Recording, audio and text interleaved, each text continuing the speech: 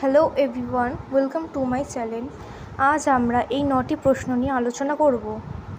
প্রথমত, অর্থনীতি কাকে বলে? আধুনিক অর্থনীতি শাস্ত্রের জনক হিসাবে ধরা হয় অ্যাডাম স্মিথ নামে একজন অর্থনীতিকে।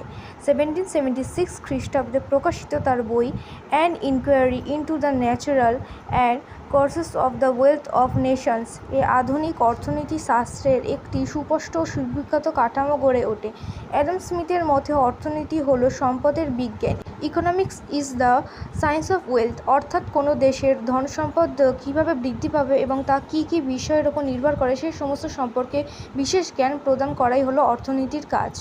সেকেন্ড, অর্থনীতি বিষয়বস্তু আলোচনা করো। অর্থনীতি শব্দটি ইংরেজি ইকোনমিক্স শব্দের প্রতিশব্দ। ইকোনমিক্স শব্দটি গ্রিক শব্দ ওইকোনোমিয়া থেকে উদ্ভূত, যার অর্থ গৃহস্থালী পরিচালনা।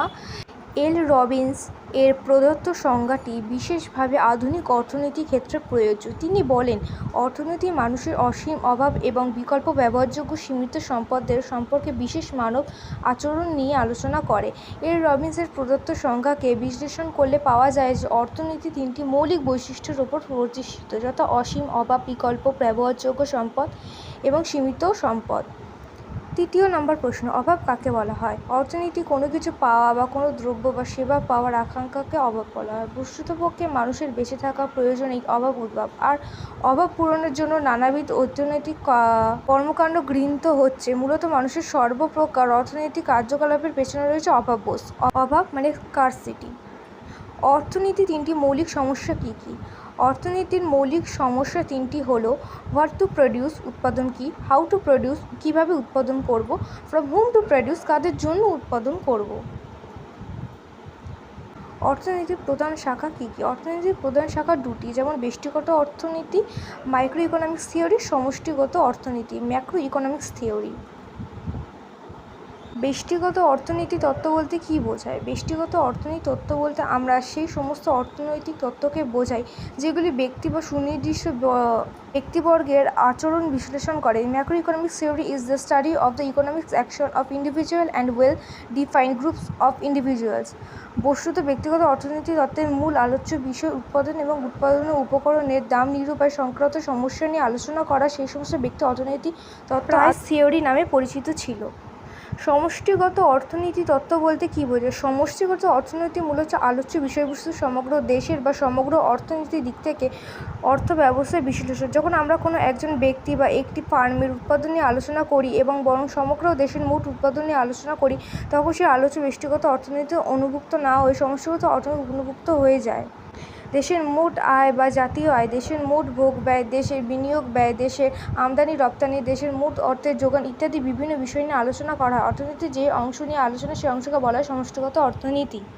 ব্যষ্টিগত অর্থনীতির বিষয় বা সুযোগ নিয়ে আলোচনা করে। ব্যষ্টিগত অর্থনীতি বা ক্ষুদ্র অর্থনীতি অর্থনীতির একটি মৌলিক শাখা, যাতে ব্যক্তি এবং ব্যবসা প্রতিষ্ঠানের ভোগ ও উপযোগ, উৎপাদন মূল্য, মুনাফা ইত্যাদি নিয়ে আলোচনা করা হয়। বাজার অর্থনীতি বাজারের পণ্যের ও সেবা থেকে ব্যক্তি ও ভোগ উৎপাদকরা উপযোগ লাভ করে। সমষ্টিগত অর্থনীতির বিষয় বা সুযোগ নিয়ে আলোচনা করো। সমষ্টিগত অর্থনীতির বিষয়ের মধ্যে একটি হলো অর্থনৈতিক উন্নয়ন। এতে দেশের সম্পদকে তথা তথ্য, শ্রম এবং মূলধনকে সঠিক উপায়ে কীভাবে নিয়োগ, জীবনযাত্রার মান কীভাবে উন্নয়ন করা যায়, এই সমস্ত ইত্যাদি বিষয়ে আলোচনা করা হয়। আবার বাণিজ্যিক চক্র সময়ের সাথে সম্পর্ক রেখে দেশের উৎপাদন, আয়, নিয়োগ, দাম স্তর ইত্যাদি ওঠানামা বিষয়কে বিশ্লেষণ করা হয়। এছাড়া সরকারি নীতি নির্ধারক, আর্থিক ও রাজনীতি, দেশের জাতীয় আয় সমীক্ষা, অর্থনৈতিক ব্যবস্থা, উত্থান পতন প্রভৃতি বিষয়ে আলোচনা করা হয় এই সমষ্টিগত অর্থনীতিতে। ভিউয়ার্স, তোমরা দেখো আমি এদের পার্থক্যও লিখে দিয়েছি। তোমরা এখান থেকে স্ক্রিনশট তুলে নাও কিংবা পজ করে খাতায় লিখে নাও। আমি আর এটা পড়লাম না, কারণ আগেই আমি বিষয়বস্তু সম্পর্কে আলোচনা করে দিয়েছি। ভিডিওটি শেষ অবধি দেখার জন্য প্রত্যেককে ধন্যবাদ।